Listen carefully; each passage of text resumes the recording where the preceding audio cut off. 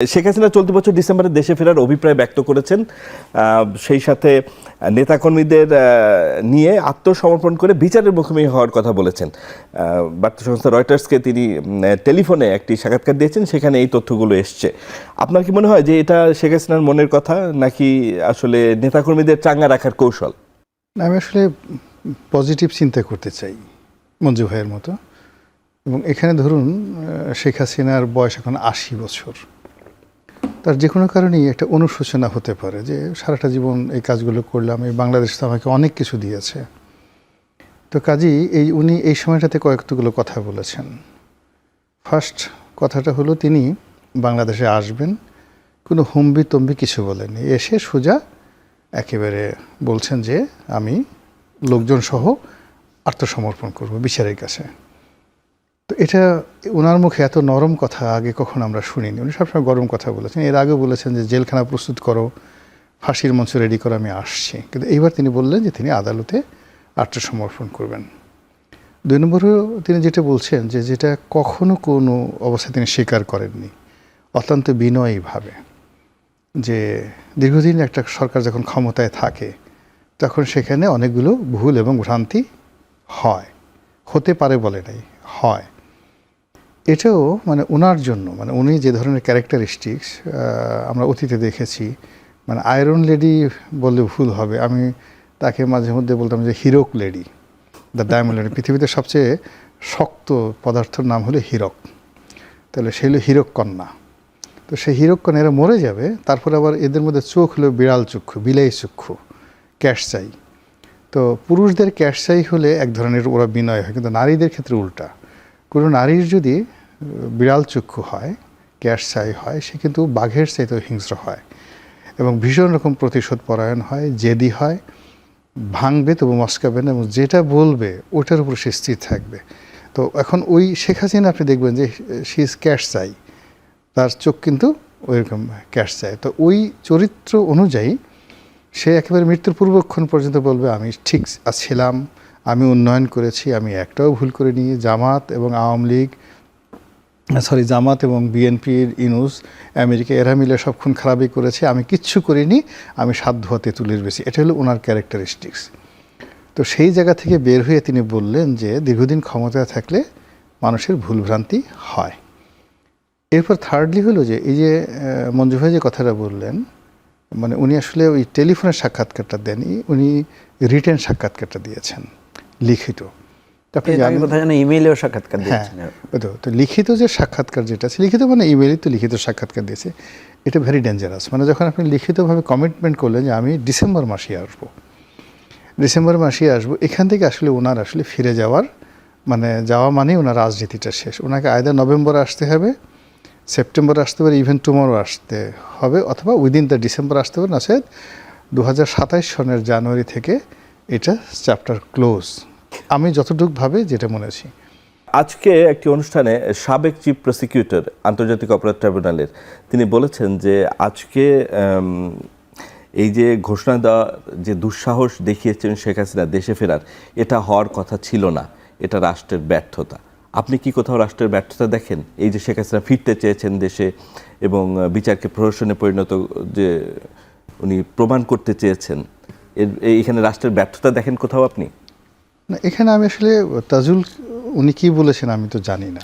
আমাকে এই দুঃসাহস দেখানোর কথাই না, দেশে ফিরতে চায় শেখ হাসিনা, মাত্র আন্দোলন হলো, মাত্র 3 বছর হলো। এখন মূল ব্যাপার হলো যে তাজুল সাহসের কি দেখেছেন। ফার্স্ট থিং হলো যে আমরা তো তাজুল সাহেবকে চিনি এবি পার্টির মাধ্যমে, তারপরে ওনাকে চিনি অল অন এ সাডেন তিনি চিফ প্রসিকিউটর হয়ে গেলেন, এটা রাষ্ট্রীয় পদপদবিতে গেলেন। কিন্তু রাজনীতিতে পুলিশ পিছন দিয়া পশ্চাৎ দেশে পিটে দিতেছে আর তাজুল দাঁড়াই আছে, এরকম একটা সিঙ্গেল দৃষ্টি দেখান। মানে আমাদের জুলাই আগস্টের পরে অনেকগুলো দৃশ্য তৈরি হয়েছে, অনেকে বিশাল বড় তাদের কণ্ঠ হয়ে গেছে, অনেক বড় জিহ্বা হয়ে গেছে, অনেক বড় হাত হয়ে গেছে, দেয়ার আর ম্যানি থিং, যেটা আমাদের আসলে পুরো জাতির সত্তাকে রাজনীতিকে কলুষিত করছে। এখানে একটা রাজনীতিবিদ, সেটা আপনি তারেক রহমান বলেন, বেগম জিয়া বলেন বা শেখ হাসিনা বলেন, তিনি এই দেশে আসবেন না কেন? বিচারের জন্য বলেন আর যে জন্য বলেন, যে কারণেই গেছেন এই দেশে আসবেন, আমরা আনবো অথবা তিনি আসবেন। তো এর মধ্যে সাহস দুঃসাহস এবং রাষ্ট্রের ব্যর্থতা জিনিসটা কি, যদিও তাজুল সাহেবের সঙ্গে আমার খুব ভালো সম্পর্ক, বাট আমার খুব কষ্ট হচ্ছে বা ওনার এই ধরনের বক্তব্য দেওয়াটা আসলে ঠিক হয়নি। তার নিজেরই এখন 6 ধারের 9 ধার নেই। তিনি নিজের সিকিউরিটি নিয়ে সারাদিন ঘোরাফেরা করেন, ঢাকা শহরে একা একা কোথাও ঘুরতে পারেন না, জামাত তাকে নিচ্ছে না, বিএনপি তাকে নিচ্ছে না, এবি পার্টির সাথে তার কোনো যোগাযোগ নেই, হুইজ বাবা তার নিজেরই 6 ধারের 9 ধার নাই। তো এই ধরনের মানে জিনিসগুলো হচ্ছে কি, আমরা এই টেলিভিশন আবার এগুলো নিয়ে আলাপ আলোচনা করা ইটস এ ভেরি ইনরিসেন্ট। একটা জিনিস চিন্তা করেন, ধরেন শেখ হাসিনা যে সমস্ত বইগুলো পড়েছেন আমি দেখেছি, তাজুলকে যদি আমি জিজ্ঞাসা করি, তাজুল সেই বইগুলো পড়েনি। সে হোয়াইট মোগল, উইলিয়াম ড্যাম রিম্পেলের হোয়াইট মোগল পড়েনি, হোয়াইট মোগল পড়েনি। শেখ হাসিনা একাধিকবার পড়েছে। শেখ হাসিনা চেঙ্গিস খানের বই বারবার চেঙ্গিস খান পড়েছে, কি করে খাওয়ারিজম ডাইনেস্টি চেঙ্গিস খান দখল করেছিল। তাজুলকে জিজ্ঞাসা করেন সে পড়েছে কিনা। শেখ হাসিনা পড়েছে। সে জানে যখন পৃথিবীর সবচেয়ে বড় একটা ডাইনেস্টি ছিল খাওয়ারিজম ডাইনেস্টি, সেটা দখল করলো দুর্বল একটা রাষ্ট্র, তখন সে একটা গুজব ছড়িয়ে দিল, কাহিনীটা গুজব ছড়িয়ে দিল যে মঙ্গল যারা আছে, চেঙ্গিস খানের যারা লোকজন, এরা হলো ইয়াজুজ মাজুজের বংশধর। তো ওই পুরো খায়রজমের যে গুরগাঁও রাজধানী ছিল, দ্যাট ওয়াজ দ্য লার্জেস্ট মানে city ever made in the history. এত বড় সুরক্ষিত, ইভেন কনস্ট্যান্টিনোপলও ছিল না মধ্যযুগে। তো এরকম 12 থেকে 14টা ঘোড়া যাইতে পারতো, পুরো শহরটা এরকম ওয়াল দেওয়া ছিল। তো ওই শহরে যারা বাসিন্দা, ইনক্লুডিং দ্য মিলিটারি জেনারেল, তারা বিশ্বাস করলো যে চেঙ্গিস খান আসতেছে ইয়াজুস মাজুস নিয়ে, যারা চেটে চেটে ওয়াল খেয়ে ফেলে। এই জন্য তারা আসার আগেই তারা ওই শহর ছেড়ে পালিয়ে চলে গেল। এই যে ভয়, মানুষের মনে ভয় সৃষ্টি করে রাজনৈতিক ফায়দা নেওয়া, মার্কেটিংয়ের দুটো শর্ত আছে। একটা হলো আপনাকে ভয় দেখাবে আর আপনাকে লোভ দেখাবে। তো শেখ হাসিনা এখন যে কাজটা করছে, সে খুব সায়েন্টিফিক্যালি আমাদের সবাইকে ভয় দেখাচ্ছে। ফার্স্ট থিং হলো যে এই ভয়কে জয় করার জন্য we must know the science. এখানে আবেগের কোনো জায়গা নেই। আমরা যদি আবেগে করি, হঠাৎ করে একটা এরকম ঘটনা ঘটলে দেখবেন যে কাপড় চোপড় নষ্ট হয়ে গেছে। আপনি দেখবেন যে আমাদের সাপে কামড় দেয়, 90% যারা আমরা লোক আছে হার্ট ফেল করে মারা যায়, এরকম সাপে কামড়ও দেয় না, আর যারা সাপে কামড় দেয় তাদের বিষ থাকে না। তো এখন এই যে শেখ হাসিনা আসবে, আদৌ আসবেন কি না আসবেন না, কিন্তু আমরা যে কথাগুলো বলছি এই কথাগুলো অবৈজ্ঞানিক কথাবার্তা। এই অবৈজ্ঞানিক কথাবার্তার কারণে কি হচ্ছে, ইনকেজ এনি প্রবলেম, যখন আওয়ামী লীগের লোকগুলো পালাবো না বিভিন্ন কথাবার্তা, তাদের সমস্ত কথাবার্তাগুলো অবৈজ্ঞানিক ছিল। এবং যখন এই একটা বিপ্লব হলো, সেই বিপ্লবের প্রেক্ষিতে একটা সিঙ্গেল লোক দাঁড়াতে পারলো না, মানে রিভোল্ট করতে পারলো না, অথচ তখনও ছাত্রলীগ, যুবলীগ, আওয়ামী লীগের যে লোকগুলো ছিল যদি একটু ঠিক মতো দাঁড়াতো তাহলে ইতিহাস ভিন্ন হতে পারতো। আবার এখন যারা আছে তারা মানে অতিরিক্ত স্বপ্নবাসর, অতিরিক্ত হম্বিতম্বি কথাবার্তা সব মিলিয়ে এমন সব লোক কথাবার্তা বলছে, মানে যেগুলো আসলে না শোনা যাচ্ছে, না বলা যাচ্ছে, কিন্তু অঙ্গ জ্বলে যাচ্ছে। মূল ব্যাপার হলো, যদি ইন টাইম এনি ক্রাইসিস, আপনার এই কয়দিন আগে দেখেন কোথায় আসিফ মাহমুদ, সজীব ভুইয়া, সে আজ মানে কাকে বলে বিএনপি, আওয়ামী লীগ, মির্জা ফখরুল, কাউকে সে পাত্তা দেয় না। এখন ঢাকা শহরে ঘুরে বেড়াচ্ছে, নোবডি আস্কিং হিম, তাকে জিজ্ঞাসাই করছে না। তো এই রাজনীতিতে হলো কি, আপনাকে যে কোনোভাবে মিনিমাম 3 যুগ সাস্টেন করতে হবে। 3 যুগ সাস্টেন করার পরে আপনি একটা বড় কথা বলতে পারেন। আর আমাদের এই যারা লোকজন আছে, যারা 3 বছর সুন্দরভাবে সাস্টেন করেছে, এরকম তাদের ট্র্যাক রেকর্ড নেই। কিন্তু যে ভয় দেখানোর কেন, সেই ব্যাখ্যাটা কি দেবেন? কেন শেখ হাসিনা ভয় দেখাতে চাইছে? ভয় দেখাচ্ছে এই কারণে, আপনি এটা এলাস্টিসিটি আছে, ধরেন আপনি ছোট প্রাসঙ্গিক থাকতে চায়, যেটা না রাজনীতির প্রাসঙ্গিক না, এটা যুদ্ধের একটা নীতি। আপনি চিন্তা করেন, যদি আপনি 2 জন লোক ধরেন ইতিহাসে, শেরশাহ এবং হুমায়ুন। শেরশাহ তার জীবনে সমস্ত সফলতা অর্জন করছে পালিয়ে, সে শুধু পালিয়েছে, বারবার পালিয়েছে। তো বারবার পালিয়ে এটা কী করছে, অনেকটা ইলাস্টিসিটির মতো করে তার যা প্রতিপক্ষ সে রিল্যাক্স করে দিয়েছে। এবং যেই সময় সে তার প্রতিপক্ষ মনে করেছে আর শেরশাহের কোনো অস্তিত্ব নাই, ঠিক সেই সময় চৌসার যুদ্ধে সে আক্রমণ করে পুরো হুমায়ুনকে এমন অবস্থা করে দিয়েছে যে সে নদী পার হয়েছে ন্যাংটা হয়ে, কাপড় চোপড় ছিল না। শেখ হাসিনা ফিরে আসতে চায় বা এভাবেই এটা কৌশল? ফার্স্ট থিং হলো যে সে এই রাজনীতিতে বহু অঘটন ঘটিয়েছে, আবার অঘটন ঘটাবে।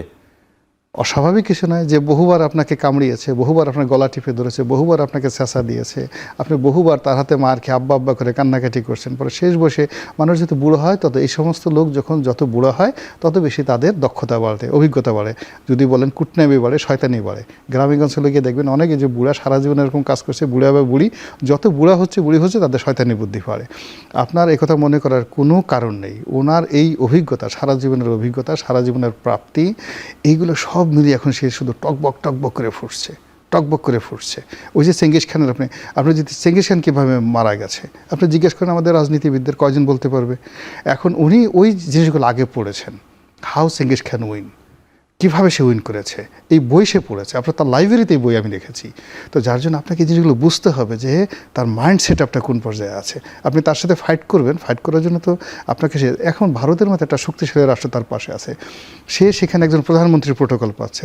নরেন্দ্র মোদী থেকে শুরু করে সেখানে ভারতের পররাষ্ট্রমন্ত্রী যেখানে বলছে যে হাসিনা জি আমাদের গেস্ট, উনি কখন আসবেন কখন যাবেন এটা তার ব্যাপার। 1, 2 নম্বর হলো শেখ হাসিনা ওখানে বসে সে বলছে আমি এখানে বসে কি বলবো করব আর কখন যাব না যাব এটা ভারতের সিদ্ধান্ত নয়, এটা আমার সিদ্ধান্ত।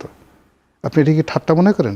এই কথাগুলো তো ওপেনলি সেই কথাগুলো ভারতে বসে বলেছে যে আমি কিভাবে দল চালাবো, কিভাবে কথা বলবো, কখন বাংলাদেশে যাবো এটা আমার সিদ্ধান্ত, এটা ভারতের সিদ্ধান্ত নয়। তাহলে এখান থেকে তো আমাদের উদ্বেগের বিষয় আছে নিশ্চয়ই। অবশ্যই উদ্বেগের বিষয় আছে, অবশ্যই we must have a preparation. যদি আমাদের একটা এই যে এখন যে ন্যাশনাল আমাদের মূল ব্যাপার হলো যে আমাদের যে সেফটি সিকিউরিটি ন্যাশনাল ইউনিটি, যারা এই বিপ্লব করেছেন, বিপ্লবের যারা পক্ষের শক্তি, তাদের মধ্যে যে বিভেদ বিসংবাদ আছে, উনি শেখ হাসিনা আসবেন যেই দিন, ওই দিন হঠাৎ করে গলাগলি ধরে যদি আমরা বলি ওরে আমার মামা রে, ওরে আমার খালু রে, 6 মাস আমরা ঝগড়াঝাটি করছি, আজকে শেখ হাসিনার ভয়ে আসেন কোলাকুলি করি, কাপড় চোপড় খুলে কোলাকুলি করবো, পাঞ্জাবি পরবো না, খালি গেঞ্জি পরে কোলাকুলি করবো, কোনো লাভ হবে না। কোলাকুলি এখন থেকে করতে হবে, ফ্রম টুডে। যে উনি যে জিনিসটা বলেছে ধরে না সে আসলো না, কিন্তু যদি এসে গেল এবং তার সঙ্গে ভারতের মধ্যে এখন কর্নেল ওলি সাহেব বলছেন সে যদি রংপুর দখল করে আমরা কলকাতা দখল করব। আমি বলছি বাবারে কলকাতা দখল করার দরকার নেই, রংপুরটা রক্ষা করেন না, এতেই যথেষ্ট হয়ে যায়। তো এই যে বাংলাদেশের যে বড় বড় কথা, পৃথিবীর 5th লার্জেস্ট আর্মি ভারতের 5th লার্জেস্ট আর্মি, তারা এখন সব দিক থেকে তাদের সাথে আমরা যুদ্ধ করে কলকাতা দখল করব। ধন্যবাদ জনাব গোলাম মাওলা রানী। জনাব মঞ্জু, আপনি শুরুতে বলছিলেন একটা কথা যে এই কেউ তো আপোষের রাজনীতিও করছে। আমরা অতীতেও দেখেছি যে যখন প্রয়োজন এবং সুযোগ হয় তখন কাছে টানায় এবং সময়ে তাকে দূরে ঠেলে দেওয়া হয়, যেমন জামায়াতে ইসলামীকে একসময় বিএনপি কাছে টেনেছে, আবার প্রয়োজন আওয়ামী লীগও কাছে টেনেছে। এখন শেখ হাসিনার এই যে দেশে ফিরে আসার ঘোষণা এবং আওয়ামী লীগের রাজনীতি করতে পারবে কিনা সেই সব আলোচনা, দেখা যাবে যে কেউ আবার এই আওয়ামী লীগকে কাছে টানার কৌশল নিচ্ছে কিনা, সেটাও তো রাজনীতি হতে পারে। আপনি যেটা ইউনিটির কথা বলছিলেন তার বিপরীত চিত্র তো হতে পারে, কারণ নির্বাচনের আগে এ ধরনের অভিযোগ আমরা বিভিন্ন রাজনৈতিক দলের কাছ থেকে শুনেছি, আওয়ামী লীগকে কাছে টানার নিষিদ্ধ, যদিও কার্যক্রম নিষিদ্ধ, তারপরও বললাম তো গরিবের সুন্দরী বউকে তো সবাই একটু মানে কাছে রাখতে চায়। আওয়ামী লীগের অবস্থাটা সেটাই হয়েছে। ইলেকশনের সময় আমরা দেখেছি বিভিন্ন জায়গায় জামাত বিএনপি নানাভাবে তাদের পক্ষে ব্যবহার করেছে এবং তাদের ভোটটা নিয়েছে। এবং দেখবেন যে বিএনপি অভিযোগ করে যে আওয়ামী লীগের লোকেরা জামাতকে ভোট দিয়েছে, আবার জামাত অভিযোগ করে যে বেশিরভাগ ক্ষেত্রে আওয়ামী লীগের লোকেরা ভোট দিয়েছে। তো এটা সত্য, আওয়ামী লীগের লোকেরা ভোট দিয়েছে এবং এটাই নিয়ম যে যখন মানে একটা দুঃসময় আসে তখন সে কোনো না কোনোভাবে সে সারভাইভ করার চেষ্টা করে। আমি রনি ভাইয়ের দু একটা কথা একটু যুক্ত করতে চাই। উনি ওই যে তাজুল ইসলাম সাহেবের কথা বলেছেন। তাজুল ইসলাম সাহেব কিন্তু আপনার জুলাই অভ্যুত্থানের সময় গুলিবিদ্ধ হয়েছিলেন এবং ওনার কিন্তু লম্বা সংগ্রামের ইতিহাস আছে। আপনি জানেন ওনাকে গুমও করা হয়েছিল, যেহেতু উনি আন্তর্জাতিক অপরাধ ট্রাইব্যুনালে উনি খুবই কঠিন সময়ে যারা সেখানে দণ্ডিত, যাদেরকে অন্যায়ভাবে বিচার করা হয়েছে, উনি কিন্তু কেউ তাদের পক্ষে দাঁড়ায় নাই, উনি কিন্তু আইনি লড়াই করেছেন। তাজুল ইসলাম কিন্তু মানে কোনো সাধারণ ব্যক্তি হিসাবে না, উনি কিন্তু মানে একজন তরুণ আইনজীবী হিসাবে তখনই উনি কিন্তু বড় বড় আইনজীবীদের সাথে ফাইট করে উনি একটা অবস্থান নিয়েছিলেন, যার কারণেই কিন্তু তাকে এই গুরুত্বপূর্ণ দায়িত্বটা দেওয়া হয়েছিল। এবং আপনি জানেন যে এই দায়িত্বটা পালন করতে গিয়ে অনেক রকমের হুমকি, অনেক রকমের প্রলোভন, এগুলোর কিন্তু ঘটনা ঘটেছে। এবং তাজুল ইসলাম সাহেবের ওই জায়গাটায় ওনার যে একটা গ্রহণযোগ্যতা তৈরি হচ্ছে ওভারঅল, যে উনি আইনের উপরে থেকে এই লড়াইটা করেছেন।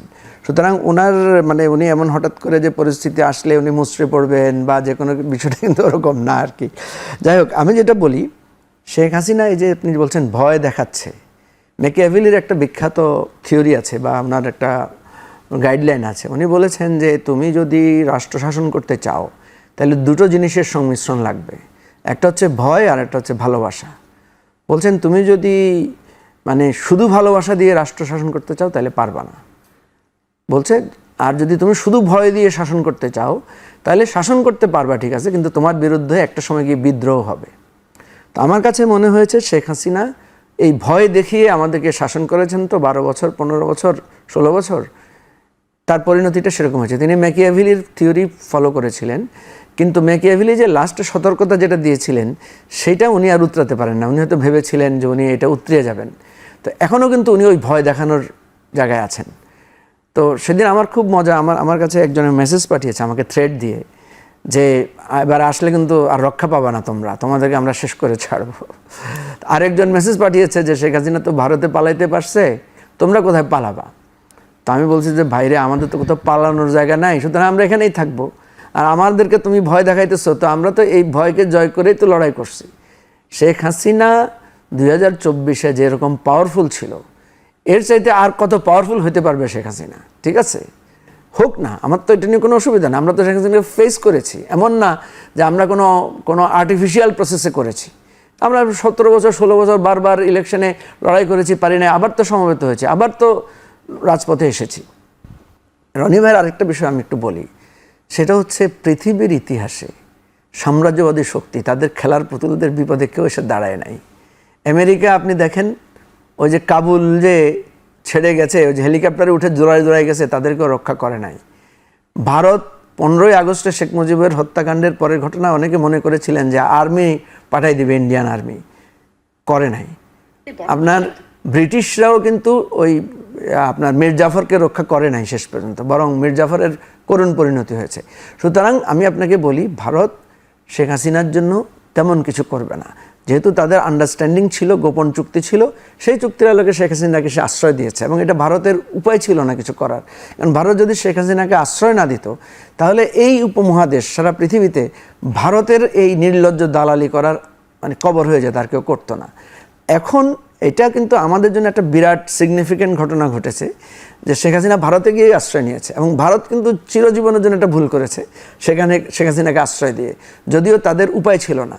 এখন কথা হচ্ছে যে এই যে আমরা যেটা বলি 15ই আগস্ট শেখ মুজিবের জন্য কিছুই করে নাই ভারত, বা আমরা যেটা বলি যে ওই মানে আফগানিস্তানে মানে আমেরিকার পুতুলদের জন্য যেমন তারা কিছু করে নাই, ঠিক তেমনিভাবে ইতিহাসে আরেকটা লেখা হবে যে শেখ হাসিনার জন্য ইন্ডিয়া তেমন কিছুই করলো না, শুধু কিছুদিন ভালো খাওয়া দাওয়ার ব্যবস্থা রাখা ছাড়া।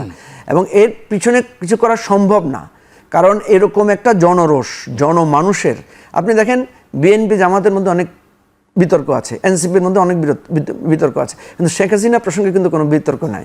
শেখ হাসিনা প্রসঙ্গে সবাই কিন্তু একজোট, এক জায়গায়। কেন? কারণ শেখ হাসিনা অনবরত ভয় দেখাচ্ছে কাকে? বিএনপিকেও ভয় দেখাচ্ছে, জামাতকেও ভয় দেখাচ্ছে, এনসিপিকেও ভয় দেখাচ্ছে। ফুললি একটা মানে যেটা রনি ভাই বলেছেন, আমি তো মনে করি শেখ হাসিনার যত শিক্ষা এবং জ্ঞান প্রত্যেকটাই বৃথা। একেবারে উনি মানে একটা মানে বলা যায় যে নন টেকনিক্যাল একটা স্টেপ নিয়েছেন, অর্থাৎ ভুল পদক্ষেপ নিয়েছেন, এবং সেই ভুল পদক্ষেপ উনি কন্টিনিউ করছেন। জনাব গোলাম মাওলা রনি, শেখ হাসিনার সাক্ষাৎকারে আরও একটি বিষয় আমরা দেখলাম, তিনি বলেছেন যে তিনি তার নেতাকর্মীদের বিভিন্ন দেশে যারা পালিয়ে আছেন তাদের সাথে নিয়ে আসবেন। তিনি যখন পালিয়ে গেলেন তখন তিনি তার বোনকে নিয়ে পালিয়েছেন। এত যে নেতাকর্মীরা তারা সব সউদ্যোগে যেভাবে পেরেছে না ঘটনাটা পালিয়ে গেছে, কিন্তু তিনি যখন ফিরবেন তিনি তখন এইসব নেতাকর্মীদের সাথে নিয়ে ফিরবেন, এই আশা মানে অমূলক না? তার না অমূলক না। আপনার কি মনে হয় যে এই যে এটা সম্ভব আমি সয় সম্পদ তৈরি করা নেতারা তাদের বসন রেখে তার সাথে এসে দেশে ফিরবে? আমি যেহেতু আওয়ামী লীগ দীর্ঘদিন যাবত আওয়ামী লীগ করেছি, ওই দল, সেজন্য আপনি তো ভালো উত্তর দিতে পারবেন এটা। হ্যাঁ, ছাত্রলীগ করেছি, আওয়ামী লীগ করেছি, ওই দলের সংসদ সদস্য ছিলাম।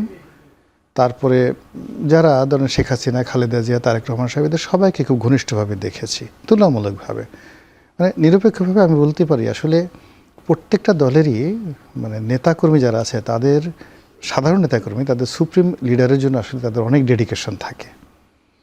জামাতের নেতাকর্মীরা তার আমির সাহেবকে কত ভালোবাসে এটা আপনি বুঝাতে পারবেন না।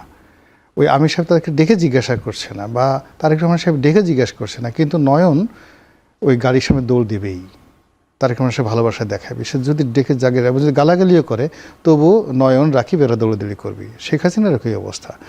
তো সে বোনকে নিয়ে গেছে, কাউকে জিজ্ঞাসা করে না, কিন্তু তারপরেও ওই মৃত্যুর একদিন আগ পর্যন্ত শেখ হাসিনার সব ঠিক এই রোগটা থাকার কারণে তারা আওয়ামী লীগ করে।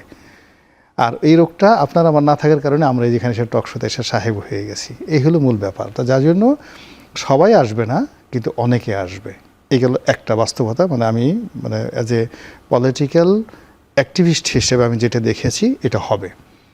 2 নম্বর হলো, দেখুন যে বাস্তবতা হলো যে শেখ হাসিনা ওখানে তো একটা গভর্নমেন্ট প্রোটেকশনে আছেন। পশ্চিমবঙ্গে, বিহারে, তারপর শেষে আসামে, ওখানে যে গভর্নমেন্টগুলো বিজেপি সরকার আছে সেখানেও শেখ হাসিনার একটা কর্তৃত্ব আছে টিল নাও। এটা ওপেন সিক্রেট। আচ্ছা, ক্যান্টনমেন্টে যে 600-700 লোক ছিল তারা যে নিরাপদে চলে গেছে, কেউ না কেউ তো পাঠাইছে। আর এই লোকগুলো যেখান থেকে চলে গেছে ভারতে, কেউ না কেউ তো ব্যবস্থা করছে। অনেক বড় বড় নেতা আছে যে নেতাগুলো বাংলাদেশে 6 মাস 7 মাস পালিয়েছিলেন।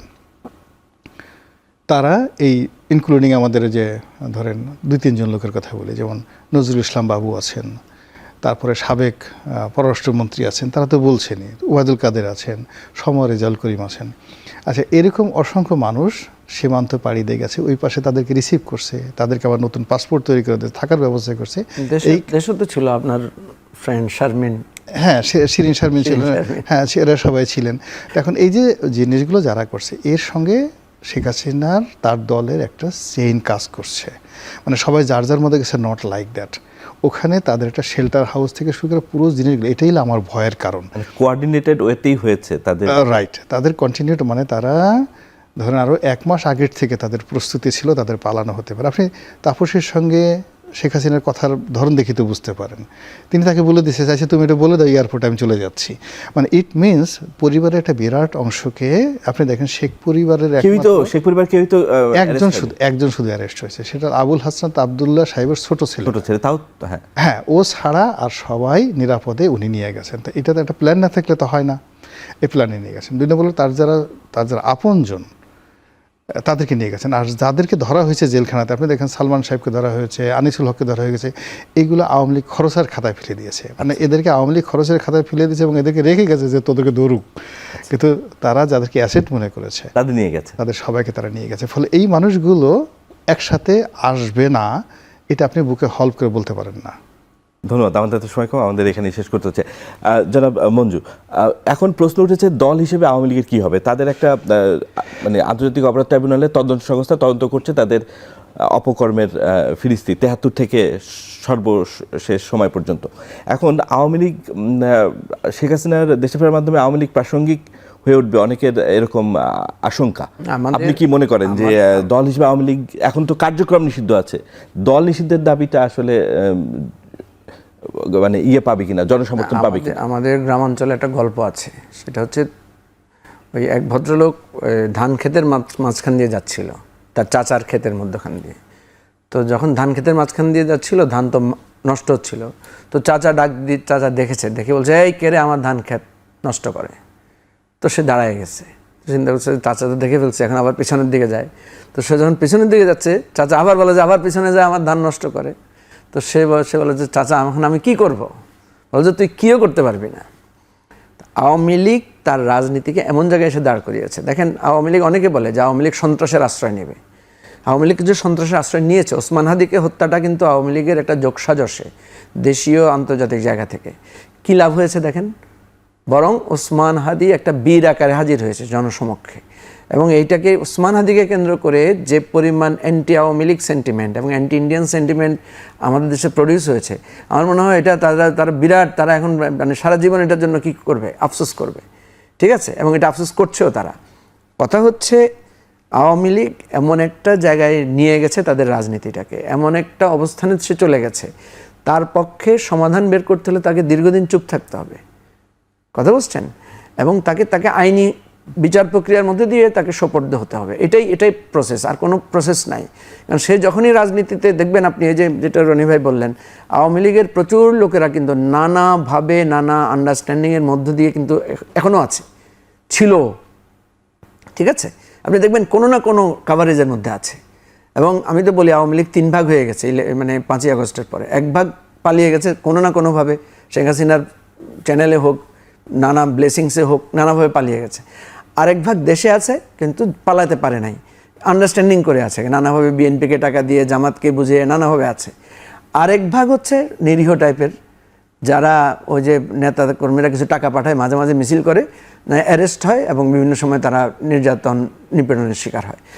এখন আওয়ামী লীগ যখনই মাথা তোলার চেষ্টা করবে, আওয়ামী লীগ এমনি থাকলে কেউ কিছু বলবে না, কারণ ওদের থেকে তো সুবিধা পাচ্ছে, ঠিক আছে। সামনে ইউনিয়ন পরিষদ ইলেকশন আসবে, একইভাবে দেখবেন আওয়ামী লীগের প্রার্থীরা, আওয়ামী লীগের ভোটাররা কেউ বিএনপির পক্ষে, কেউ জামাতের পক্ষে, কেউ স্বতন্ত্র হয়ে তারা থাকবে। যখনই তারা রাজনৈতিক হিস্সায় আসবে, দেখেন বিএনপির সাথে আওয়ামী লীগের কিন্তু আদর্শিক বিরোধ নাই, ক্ষমতার দ্বন্দ্ব আছে, বিরোধ আছে, এবং অনেক লম্বা বিরোধ।